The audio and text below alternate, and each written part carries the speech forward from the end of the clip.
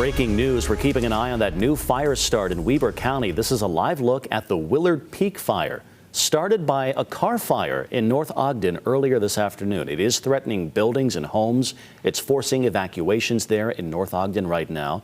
This comes after weeks of dangerous fire weather, a dry, windy summer across most of Utah. You can see the wind kind of blowing the smoke there up the mountain, and we've been watching a helicopter with a bucket strung below, picking up water. Here comes the helicopter right now.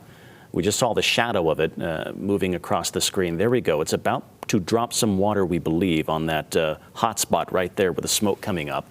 Of course, we do have power lines in that area, some transmission lines, and we know that several thousand people here are without power tonight. So not only are they dealing with the possibility of having to leave their homes if they haven't been ordered to already, they're dealing with the lack of power and air conditioning on a day when we're flirting with record temperatures here in the middle of August. We've got winds and all the problems that come with that as we fight the fire. There's the helicopter right now. It's been going back and forth. That helicopter arrived very quickly and is doing some very good work. We also have firefighters on the ground in those brush trucks, those off-road trucks that they use to drive up the paths to put the brush fires out right there. Still a lot of smoke, and we're working to learn the acreage of the fire now.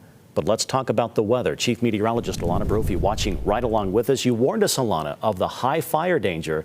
And here we are. Yeah, these worst conditions as we rolled into today with these dry conditions and the winds. Now, you just saw that fire drop from the helicopter. At last check, there were 4 different pieces of air support over this fire. Bryant Coons catching a retardant drop in the area, which you notice there. This is a tough day. We have that high heat. We have high fire danger, and it's because of our westerly winds. Check out this one coming from Twitter. Thank you to Tornado Explorer. But look, when that fire ignited, that smoke plume really took off, and you can just tell the North Ogden community impacted by this, especially the benches. You can also see the smoke on the other side of the Wasatch, this from Eden, and you're looking at the Willard Peak fire, but this is from the Wasatch back, so you can see that tower of smoke goes really high. Brian just mentioned those power outages. These are the areas that are being impacted, primarily North Ogden, south of Willard, but into the Ogden area, and we know that some of those are going to hold, and as Brian mentioned, really hot conditions. So on a day like today, going without air conditioning.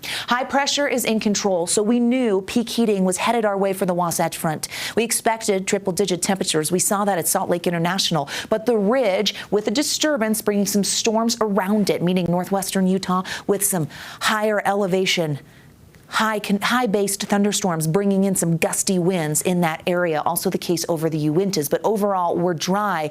But it's those westerly winds and the positioning of that high pressure that's enhancing those winds. Red flag warning for the Wasatch Mountains, southern Idaho, and southwestern Wyoming right now. It's the higher elevations, and you have to remember this fire is burning on the benches. That is not the valley floor. So we knew that dry fire conditions would extend, and they do, for tomorrow into central and eastern Utah.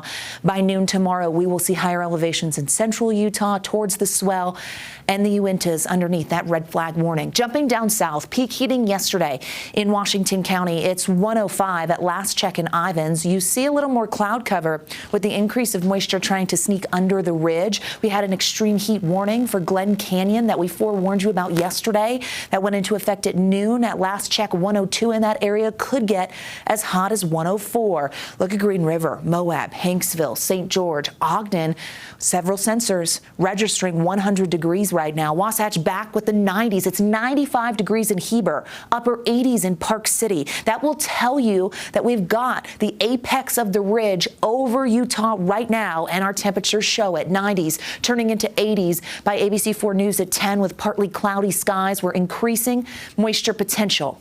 Wet weather potential shows that. So as this high pulls to the east, we're going to see more cloud cover. Our general thunderstorm threat expands. This is dangerous for the entire state tomorrow because we could see some dry lightning with the potential of storms that hold on into Friday. The big picture shows you that ridge and that high pulling towards the Four Corners. It opens the door for that clockwise flow to bring monsoon moisture into the state. With our heat, isolated storm potential with that low that digs and lifts over the beehive state, so we could see active conditions with moisture in place through Saturday. Futurecast shows us what to expect into tonight. Towards the state line, we see some storms, but we're very dry at the surface, which means gusty outflow winds and the possibility of lightning. Rolling into our Thursday, we know those storms really kind of gear up and keep going.